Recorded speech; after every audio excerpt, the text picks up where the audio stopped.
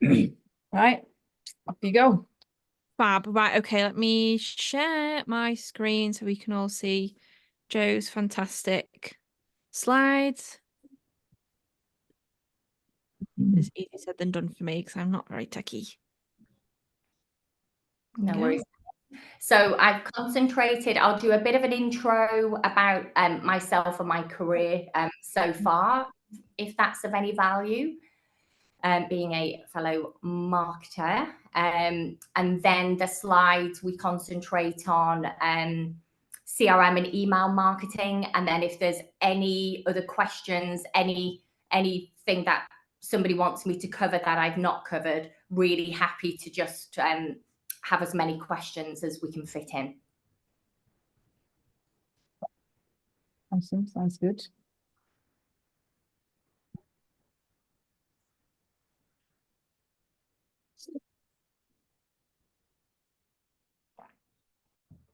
Fab. Can anyone see that okay? Yeah, all good. Yeah. Yes, thank you. Yeah. Lovely colors. Thank you. So before we get started, would somebody in the cohort be okay to just tell me about their kind of experiences of this module so far, and what things you found most beneficial, which things you find a little bit more kind of complicated? Kamal, that'd be great. I actually enjoyed the CRM module because I think it had the right combination of design and analytics bit, because I'm not an analytics person and numbers put me off big time. This was just because it had content, it had design, and it had just the right amount of balance, everything. So I think that is what made it comfortable for me, and that's what I liked. And then I could go back to the emails that I was getting in my inbox, knowing, oh, this is what I'm getting. This is what the trigger is and all that. So I could link those dots as well. So that was very helpful. Superb. Well, thank you. So anyone else want to get, is it Gilio? Gillo. Yeah, I joined the course with a bit of a background in general communications, and I identified gaps, one of which was email marketing. So I'm very excited about this afternoon. Oh, fantastic. Well, thank you. Hopefully, I never really do PowerPoint presentations because I feel like I put people into a coma. So honestly, during this presentation, please do ask questions, because I won't, like I've mentioned, cover everything off in here. So if we just go to the next slide, Joanna. So agenda, a bit of an introduction to myself and my career journey so far. The importance of data quality when we're talking about email marketing is CRM, and some kind of target audience tips as well for you, content and the power of that. And, you know, we've got AI being thrown at us, and there's lots of misuse of content and IP. So we'll cover a little bit of that more in conversation than the slide, I think. Automations and workflow. If you are looking to get into a career in email marketing, definitely this is a thing. You know, you'll hear the word cadences and automations and AI and lots of these acronyms. But more importantly, and I really would stress that the ethical practice and compliance is key.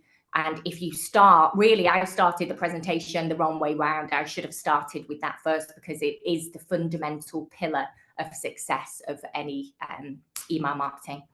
Okay. So next slide. So a little bit about myself. So you can't see me, I hate that picture, but they insist on using it.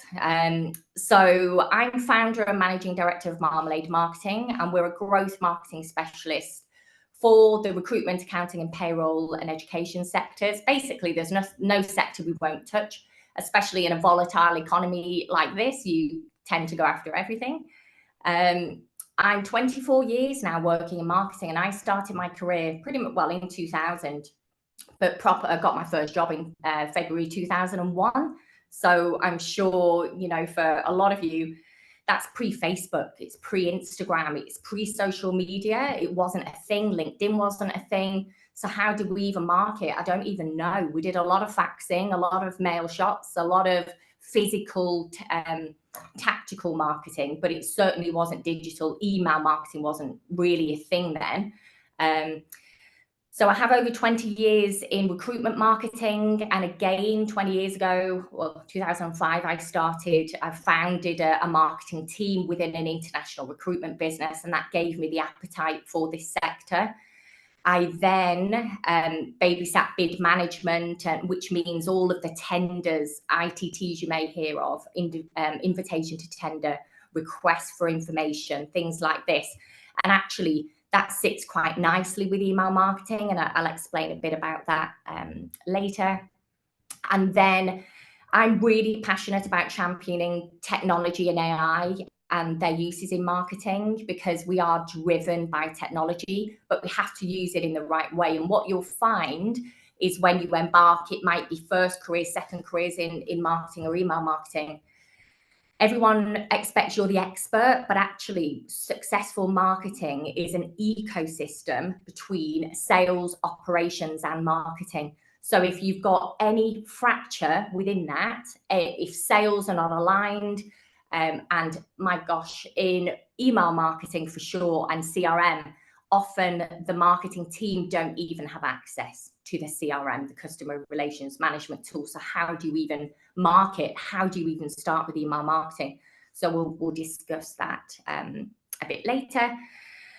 I absolutely love breakfast food. It's my thing. And I've taught my 10-year-old, she makes breakfast now for us on a Saturday morning, which is amazing. And so I brought that value of chatting and being informal and having a full belly and being set up to do a good day's work.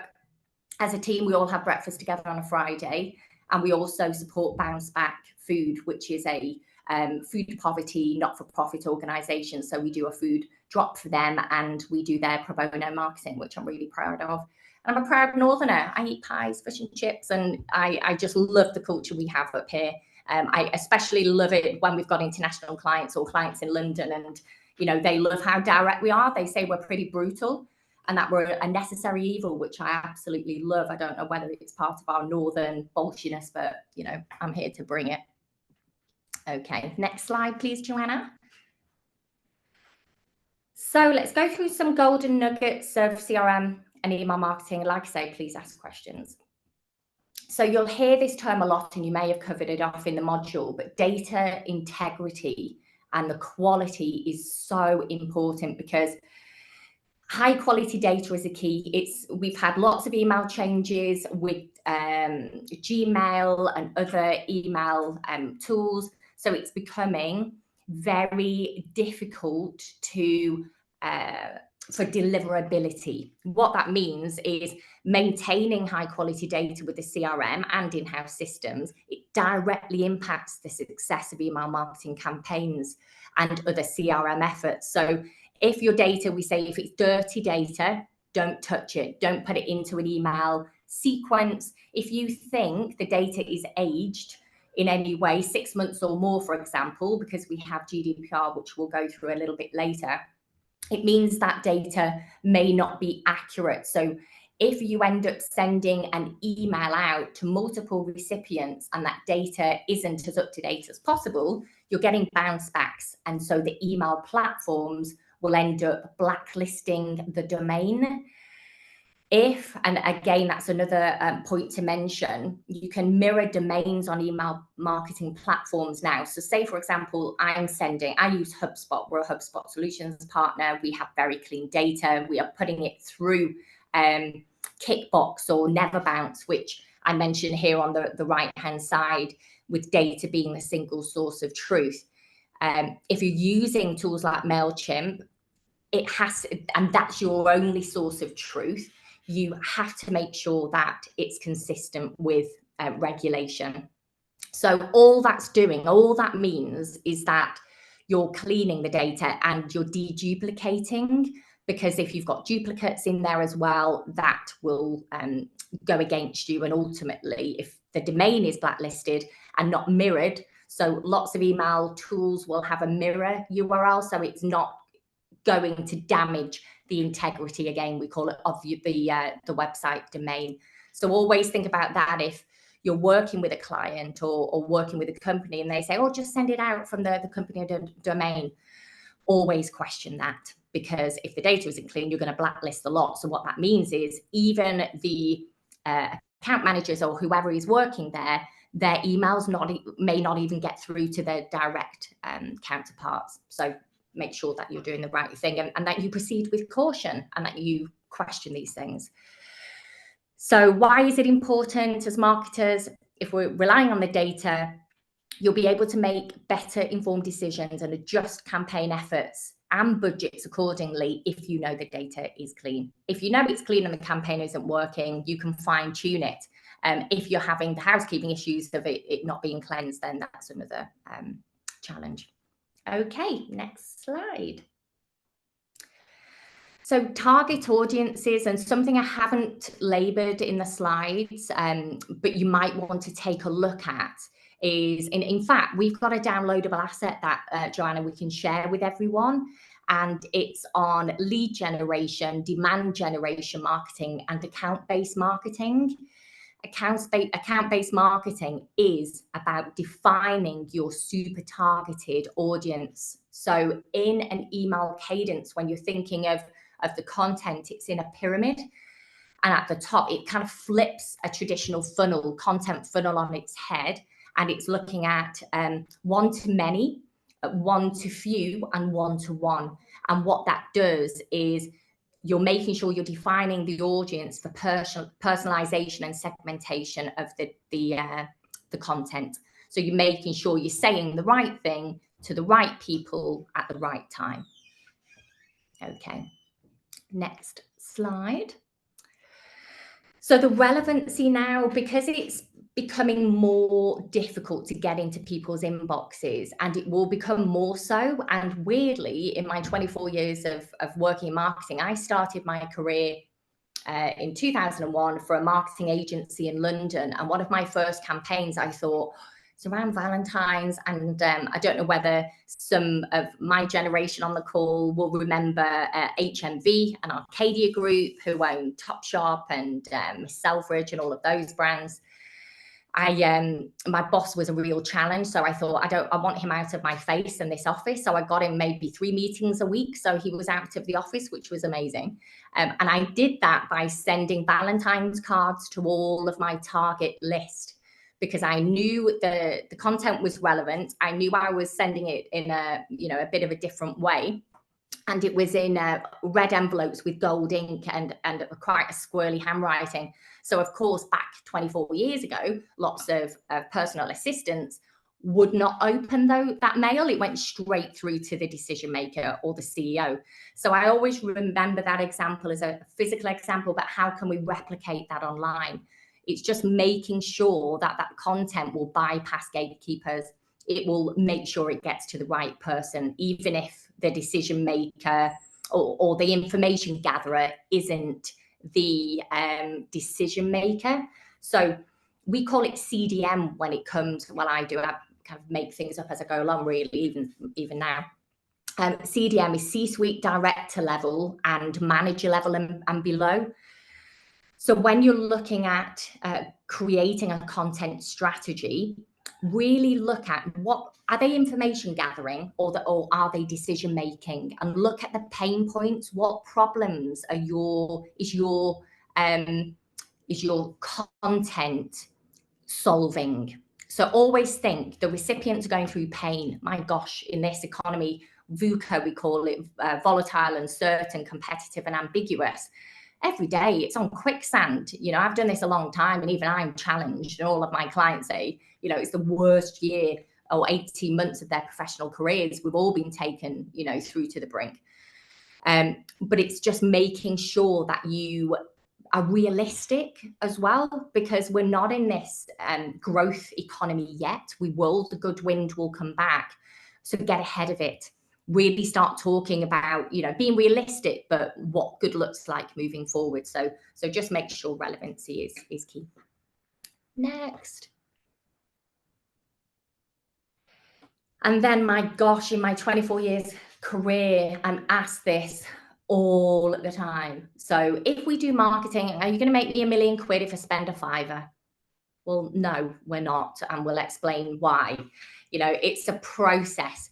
I always remember when I first started my career, I remember reading something and that it's never ever gone away. I always think marketing is a commitment. It is not a campaign in silo. So it's a commitment of activity.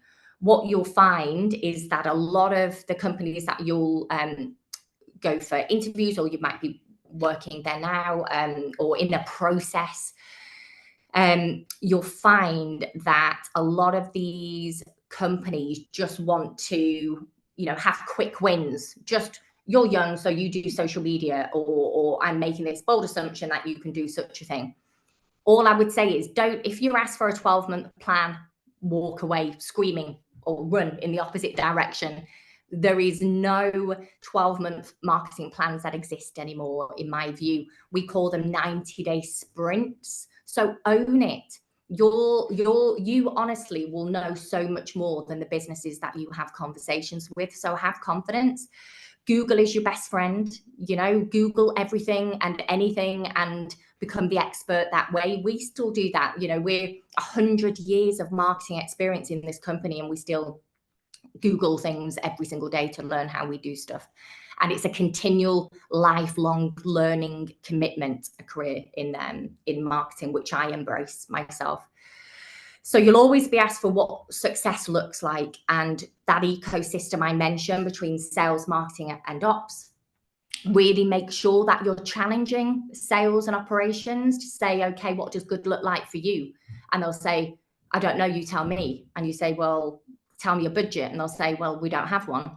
So these will be conversations that we have now, even now after, almost a quarter of a century doing this. So some of the easy wins that you can talk about are click-through rates, for example. So measurement and continuous improvement are essential components when managing email marketing activities. So who's opening it? Who's landing on a landing page? That's your call to action, your CTA.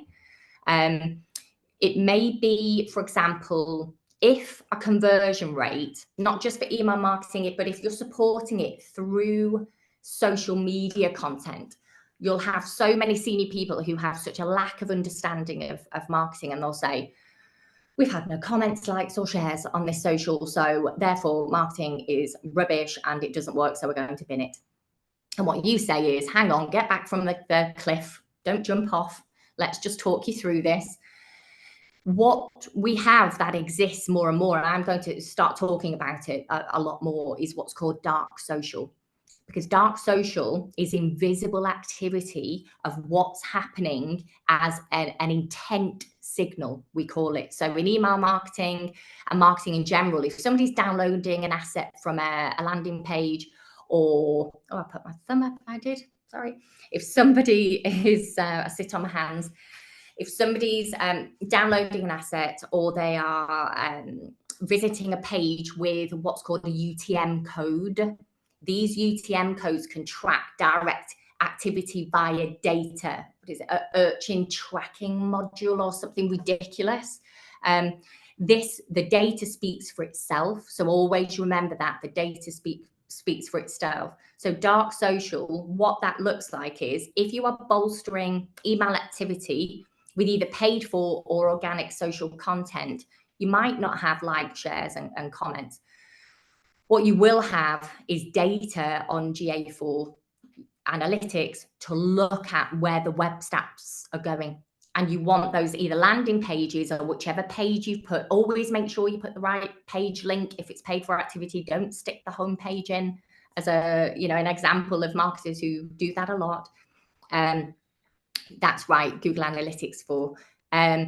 What you're seeing is stats going green and north. We're all busy people. I don't have time to analyze and get forensic with some of these reports. So I really like seeing the arrows that are green and north. I don't like seeing the arrows that are red and down. So, concentrate on those success metrics as well with the clients. So it's important to focus on the right metrics, such as click-through rates, conversion rates, and overall return on investment, or MROI, marketing return on investment from email campaigns. And CRM and email marketing tools offer analytics features to track these metrics. So I mentioned the UTM codes. Google that, have a look around, see what other companies are doing. And that basically enables you to refine your strategy based on data. No board of directors or decision maker can argue with the data. So just make sure that you're concentrating on that and backing any activity up. And it's continual refinement. Every day you'll fine tune email marketing. You do not set a cadence up. You don't set the content up and then switch yes, and that's it. Anyone going into an email marketing career, I'm telling you, even after 2 decades, your heart will flutter when you press send, and you'll think, who have I done that the right way? Is that going? Did I BCC? Have I messed up? Even now, you'll see things in your inboxes, recovered email, but you've still been put on a list that shouldn't have been. These things are against ethical practices. Really, that's not cool. It's against GDPR. So we have to make sure that we are making sure we're doing things properly. Almost near the end. I hope you're all still awake.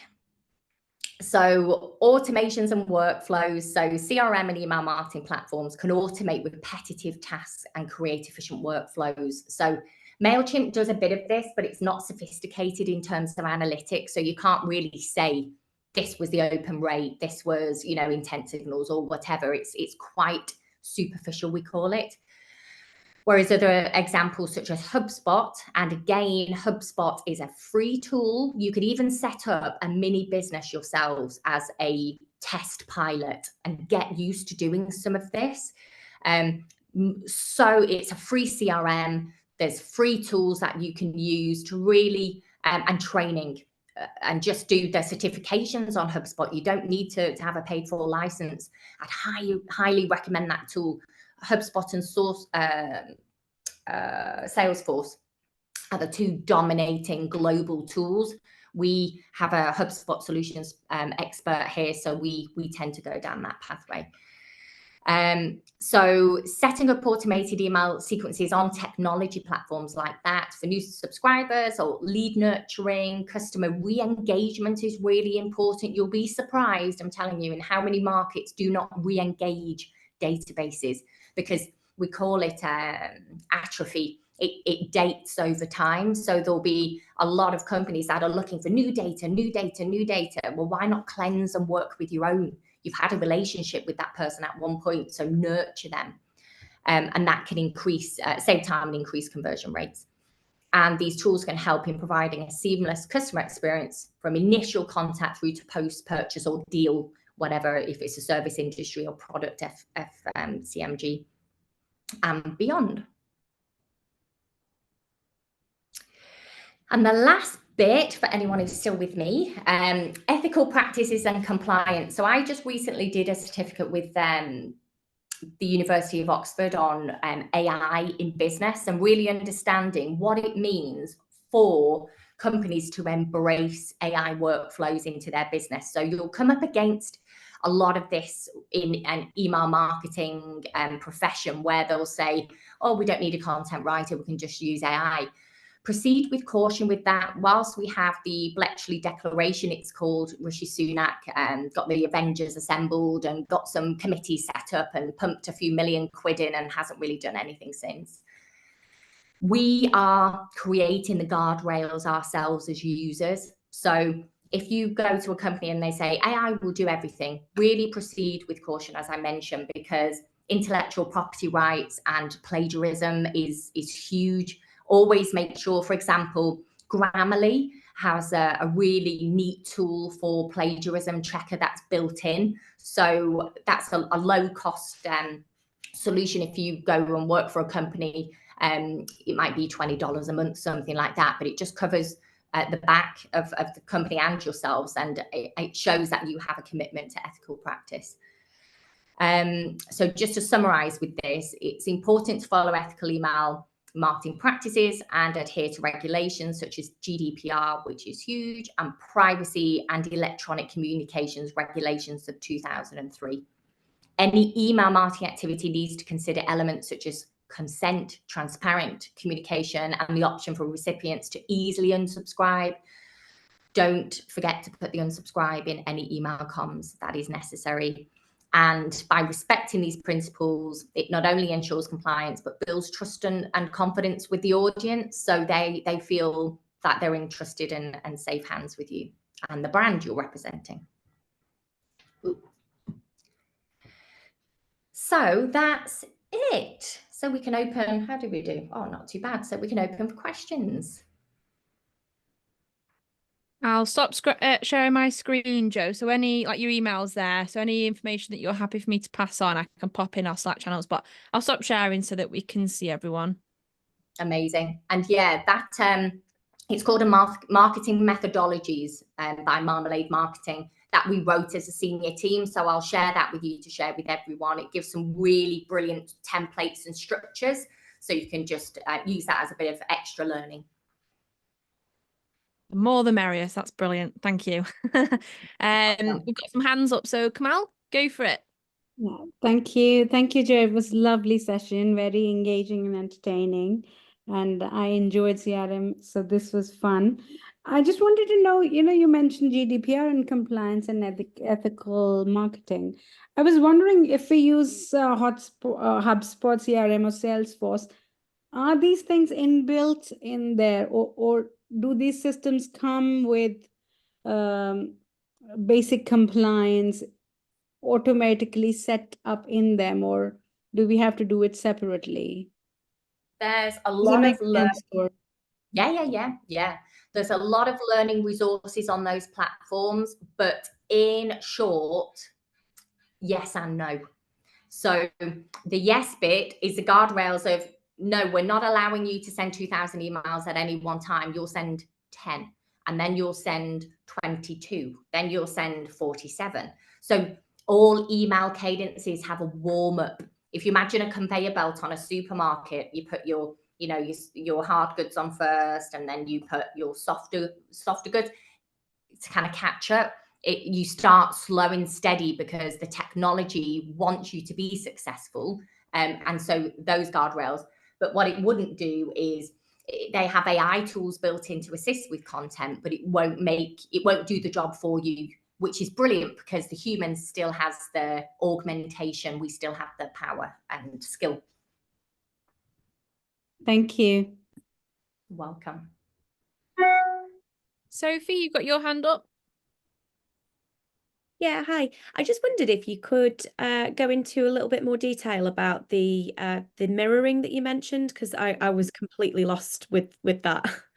Yeah, sorry. So again, HubSpot what we tend to do, the tech team here at Marmalade, if emails are going out from myself via HubSpot, it won't be from the Marmalade www.marmalademarketing.co.uk web domain, because if we were to build up a reputation of not being compliant, then those domains, the URL, can get blacklisted by mail recipient tech. So it could be Google, or it could be we use Gmail here, so I'll just use Gmail as an example. So what HubSpot does is it will allow you to use, whenever you see any automated forms now, and it will say, do not use or use other email, and it creates yeah. email. That's exactly what it's doing. So that's for protection for you as an individual, but from a company perspective, you create on the back end something like that with a really long code, 12345678910.co.uk. The recipient thinks they're receiving it from Marmalade, myself, Joe at marmalademarketing.co.uk. They're not. They're receiving it, so it's ghosted. It's Right. Yeah. So I've used HubSpot to send emails before, and I noticed that, and I thought that I'd done something wrong, and I thought, oh no, my SEO is going to go out the window because it's not come from my email. But is that what that is? correct. That's Got you. exactly Right. it. Amazing. So, thank you. So there'll be loads. Sophie, if you've used HubSpot, fantastic. I'd go on there and start having a play around with it and look at the videos as to why they do that. So every single email platform will or should have that in place, so you're protecting that domain. Yeah, amazing. Thank you. Welcome. We use HubSpot quite well. We use it all the time at Basecamp. It's been brilliant. You can do courses on it. HubSpot do courses if anyone's interested in sort of doing that as an extra on the side. So no, it is definitely worthwhile looking into. Jill, you got your hand up? Yeah, I had a couple of questions. I'll try and condense them. Somebody mentioned it in the chat. Could you say a bit more about dirty data and what that is? And could you explain a little bit more or describe a bit more about was it the 90-day marketing sprints that you talked about earlier? Yeah, of course. So dirty data, I just love saying it. And especially when you're in a meeting with these C-suite level people and you just throw in dirty data in there, they just love it. So basically, a lot of companies now, back in the day, so so GDPR, gosh, how many years has it been in now? Maybe 7 or 8 years. It was a European regulation before we adopted it in the UK. And what it meant was, because we specialize in the recruitment space, a recruitment company could have 500,000 records at any one time. And the company I work for, they've been going since 1989. So when I started, they'd already been going 17 years or whatever it was. So you can imagine how much data they had, and would they still expect the same person 17 years ago to be in the same job? Well, they didn't care. And we call it spray and pray. So they'd just be blasting out emails to the CRM or via the CRM to this the databases. And so people were inundated with irrelevant, no targeting, and just completely a waste of everyone's time. Hence why the regulations came in to protect and have more opt-in. So Germany have a double opt-in, for example. So it's really hard to do email marketing in Germany. My God, anyone who gets through and captures that market is a genius with email marketing. And so it just means that without choice, a lot of these companies had to kill 95% of their data because it was dirty. It wasn't actually valuable anymore, even though the C-suite were quaking in their boots thinking that their businesses were going to go under because they had no data. And it's like, well, you're not doing anything with it anyway, really. So that's what we mean by dirty data. So companies now, it was a painful process for them to go through, but now they're getting more used to killing old data and keeping it fresh. And what was the other thing? 90-day sprint. So the 90-day sprint, we call it, basically, as a business, we do what's called a diagnostic with brands. And we made this up after 25 years in marketing. I thought, surely I can make up something that sounds a bit more interesting than like an audit. So we created this marketing 4D diagnostic, which is kind of discovery and diagnosing the challenges within a business. And all that means is what are the pain points of the business and challenges, and what are the pain points from their customers that they're solving. So what problems does the company that you would be email marketing for, what do they solve? It's really important to get under the hood of all of that. And like I mentioned, get really forensic. We then design the 90-day sprint based on that. So again, within the document I'll share with you, that methodologies asset, it looks into ideal customer profile, the ICP. And the ICP will determine, we call it pathways of success. So you can go down, this route or that route or that route. Ultimately, it's making sure that you're designing a tactical marketing plan based on the diagnosis. What are the problems and how do we create success?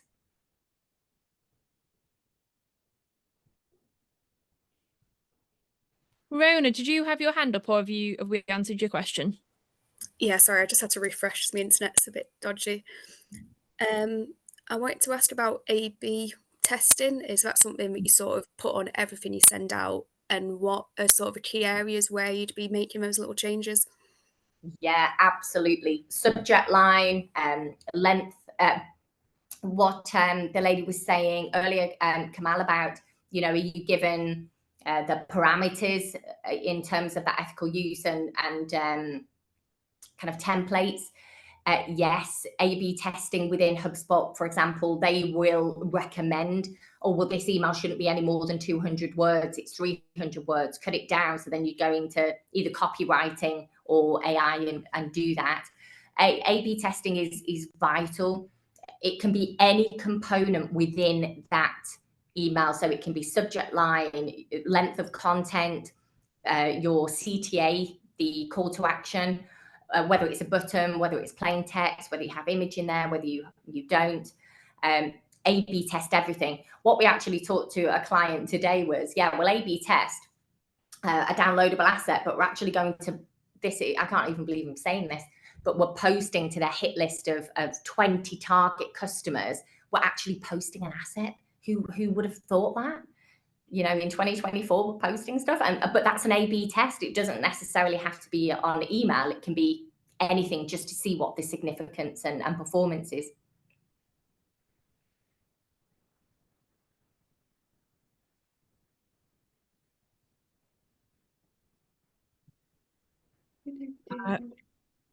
Forgive me if I say your name wrong. Azuzina? Yeah, that's right. Azucena. Yeah. Azu is okay.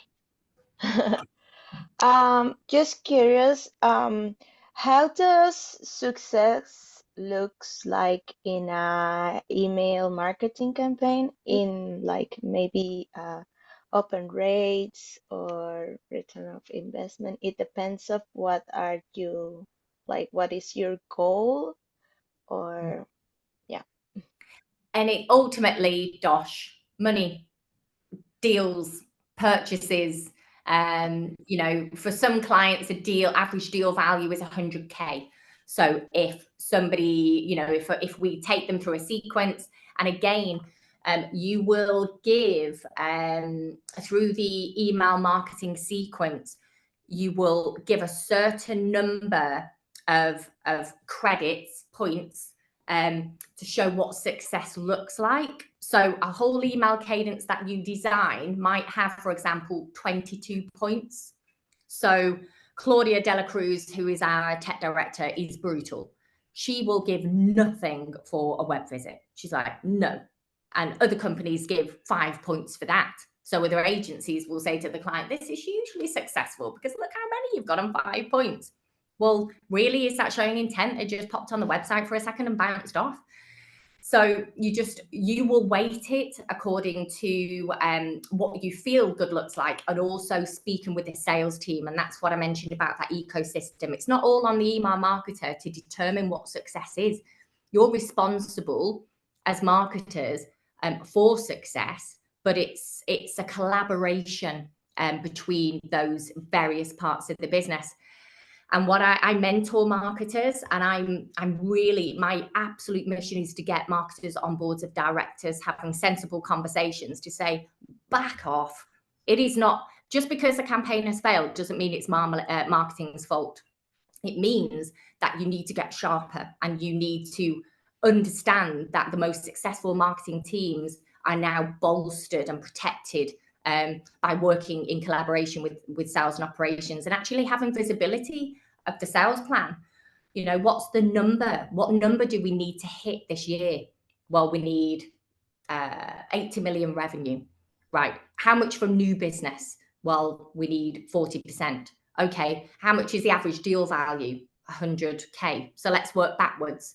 And then you're able to then start KPI and K performance indicators on which level of campaign will give you that success. So it might be, for example, I had a meeting with a client doing a diagnostic on Monday, and they said, we've sent out 80,000 emails, probably to correct, data, rubbish data, 80,000 emails. We've had 80 meetings within, I think, a 6-month period, something like that. So, you know, the conversion is poor, but they're not learning from that. So our job is to do what we're kind of discussing today, creating campaigns that will resonate with the audience, but be super targeted and clean their data up, because clearly something's wrong and they're not realizing that. I hope that answered your question. It's very long-winded, sorry. Yeah, it's sorry for it's mostly like to create better content and not too much about sending to lots of people, but they're little but targeted, right? Correct. Yeah. But it Thank you. depends what market you operate into, because some email campaigns, say if it's coming from boohoo.com or what's that other amazing kind of very economical clothing brand, I can't think, but we all get the Instagram ads, we're all getting targeted, we'll be getting email marketing. So what they're doing is volume, because they're targeting on everything and everything, that ICP, that individual customer profile, ideal customer profile, would be where our habitat, you know, where we're hanging out, the environments we're doing stuff, you know, social media or email. So yeah, it really does depend on whether the type of industry. If it's a law firm, it's very different to, because they're a service industry, it's very different to selling a product or a pair of shoes, you know. And put yourself literally in the inbox of the recipient. Would I open this? Never do tick box exercises. The only thing I get mad at is tick box exercise. Well, we've done that, you know, that needed doing and we've done it. Okay, but really, did we do the best we possibly could with that, or did we just tick the box? You know, spend your time just making sure that you are happy with it. And if you need more time, tell whoever, you know, you need more time. Gillo. Hi. As we're coming to the end of the course now, two things. What advice would you have for us going into marketing? And in particular, if you were looking for an email marketing role, what kind of other skills would you want people to have? So let's start with the skills for email marketing. I think do all of the HubSpot certifications. They're free, they're brilliant. Get your CV and detail each and every one line by line separate. So you end up with 20 HubSpot CRM certificate, HubSpot marketing, you know, whatever certificate. So make sure that you really bolster your CVs with that. Also, like I mentioned, you can set up a free platform, so have a play with that as well. The skills are, I guess, really understanding what bad looks like. Really, we can all, good is fine-tuned over time and takes a lot of expertise and a lot of time. And, you know, I'm an impatient person. I'll say to Claudia, I want these 13,000 campaigns out tomorrow, please. And she'll say, well, no, that's not happening. And so it's understanding what bad looks like and really learning from that to create your version of good. So you'll always be. So I don't know whether, what's really quite interesting is, in my experience, and this isn't, you know, kind of broad brush with anyone in email marketing, but email marketers tend to be a lot more logical, methodical thinkers, compliant. So we do what's called a DISC profile. I don't know whether, Google that, and it's a bit like, are you a red or a yellow or a green or a blue person? And the team are like, you're a T, they call me, because I'm like decision maker. They're like, you just think and do. I don't really think of the consequences. I'm just like a bull in a china shop. Email marketers, the best skill you can have is be curious, be methodical, be compliant, don't cut corners, take twice as long if you need to get it right. So these are all the best kind of traits and qualities of anyone I've known in email. That's why I couldn't be an email marketer, because I'm just get it done quick. You know, we all have our strengths and that's not mine. What was the other part of your question? Sorry. I think it was a general, what advice would you have to anyone going into marketing? You know, yeah. training, and be really open to that lifelong learning. I mentioned the amount of courses I've done, it's prolific, and I've put myself really to the brink. I'm on holiday and I'm studying for 8 hours. Like, what am I doing? This is ridiculous. But be curious and be dedicated, because I tell you what, and I think this is the case with most professions now, but I didn't know what I was setting myself up for 24 years ago, put it that way. I just thought marketing was like PR and doing amazing events and flying off all over everywhere. Well, then at the start of my career, I started working for the Big Issue movement, selling magazines to the vendors, cover the lunch of the editorial team. And then just really understanding what that was about, and charity sector. And then I was quite green, and then decided I want to not wear jeans all the time. I just want to dress up a little bit and wear a shirt. So then that was the reason why I then got a more corporate job at Meridian Business Support, which was the recruitment company that I ended up working for. So, but I didn't know, my God, with the onset of social media, and again, when Facebook was launched, it wasn't a B2B tool. In my experience, and lots of marketers are different, because we're a B2B marketing specialist, but particularly with the recruitment space, we call it the 3 C's. There's 3 audiences that we're trying to attack. Not in a violent way, but we're really going for market share for on behalf of our clients, and that's clients, candidates, and colleagues marketing. So if you've got some more time, or to kind of fill some dots of any campaigns, for example, it might be that email marketing becomes a growth area in internal talent teams in companies. So Amazon, for example, they need to reach out to more drivers, and they want to attract more people to go and work for them. So you can become super niche. Your skills will always be valuable, because human augmentation of the machine is where we're at. AI and the power of AI now, and people get so giddy by it and think, we don't need to pay for marketing anymore. This machine will do it, called ChatGPT. Well, it doesn't. So, we're up against it all the time, and you have to be bullshit and just believe in what you're doing. Thank you. Maya. Hello. Hi, Joe. Great session. I'm just also mindful that there's obviously a lot of business owners and freelancers in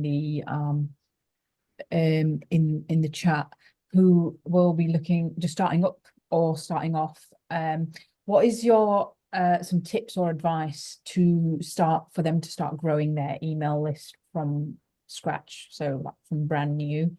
If you can touch upon that a little bit, and also if you can, we're as marketers, we love a bunch of tools, so any tools that you use on a regular basis, that would be really helpful.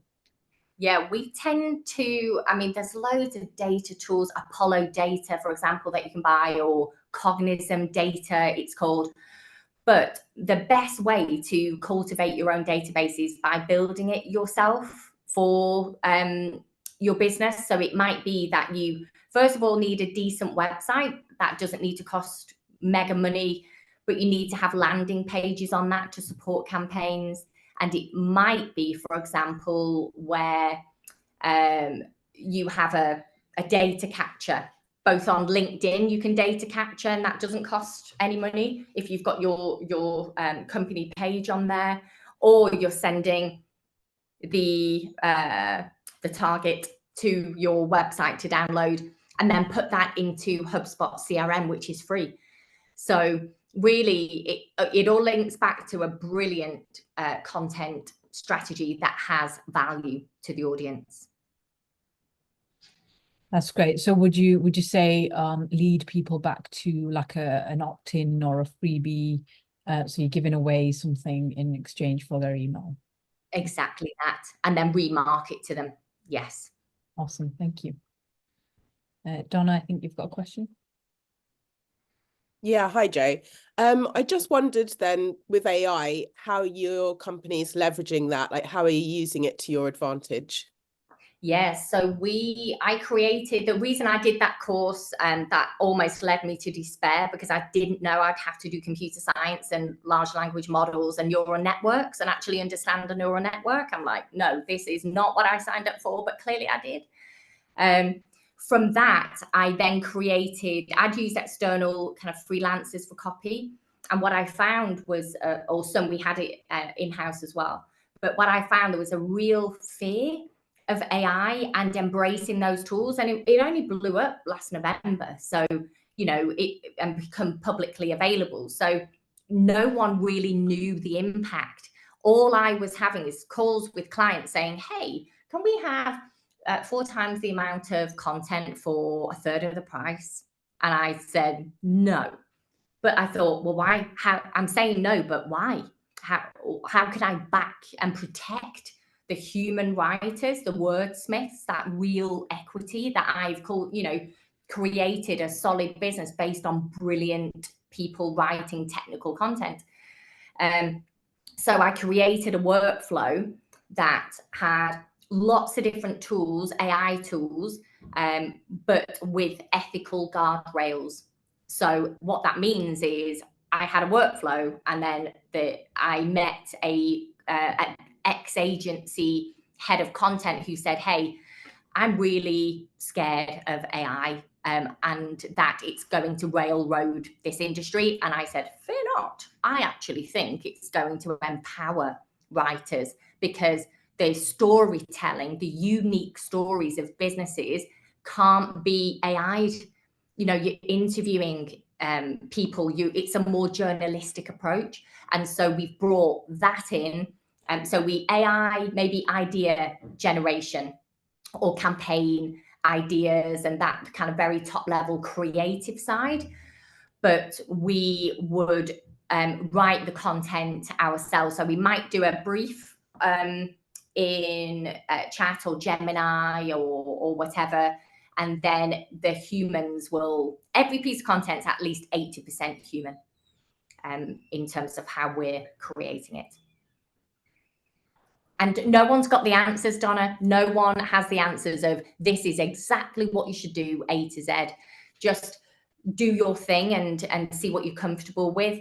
But I just work backwards from plagiarism is absolutely, an IP protection is the key, because the amount of case law going on in the US and over here now of authors saying, actually, my book is being incorporated into a large language model, which has then trained Gemini. So I'm going to sue Gemini. There's loads of cases like that going on. So that's why I don't trust it yet, because it's not enterprise level yet properly.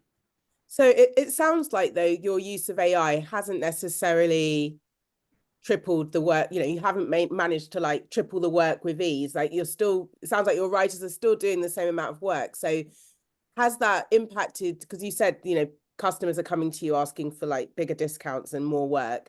Have you been able to push back on that then, or? Yeah, so the analysis, that 80% is how much human it is. It's not time. So the analysis shows that we are probably, I would say, it takes 75% of the time now to complete a piece of work. So we're saving a quarter of the time, which means it's adding capacity to the team, which means we don't need, now we don't use as many freelancers. I've actually created jobs for AI, for content workflow, rather than farm it out. I've taken the decision to think, right, let's see how we can own this and create our own method. So yeah, in summary, it is more efficient with cost because of that time saving and capacity for more work.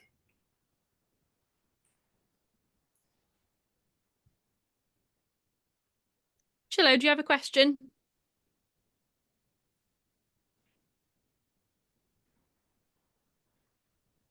Oh, you're on mute. Sorry, my hand was still up from before.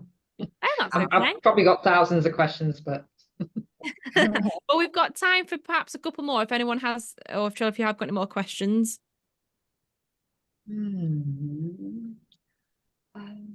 I've given everyone a headache now. I've given myself a headache, so you're all right. Oh, Kamal, you've got a question. Yeah, Joe, I worry. I think this marketing and everything sometimes has come to the point where it's, as a millennial, I don't know, because it's quite Gen Z and Gen Alpha and such young people doing all of this. So I don't know where I'm placed in the scenario. What can I bring to it, or what will it bring to me? So I'm like, when I got to this course, I was kind of upskilling. So at least I know the terminology, at least I know what's happening in this world. But do you think we are still good fit, or in terms of going out and seeking work, where people you're working for probably are half your age or even younger? So how is navigation around this?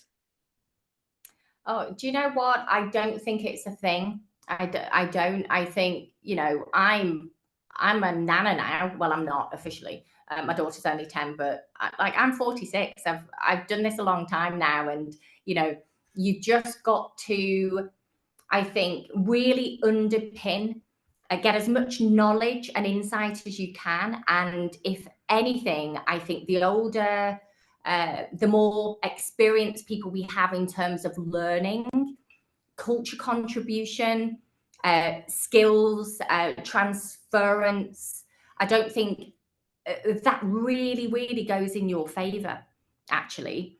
And I think there is, lots of research about, and I understand your point about kind of younger generations having more maybe opportunity, or that's their natural habitat.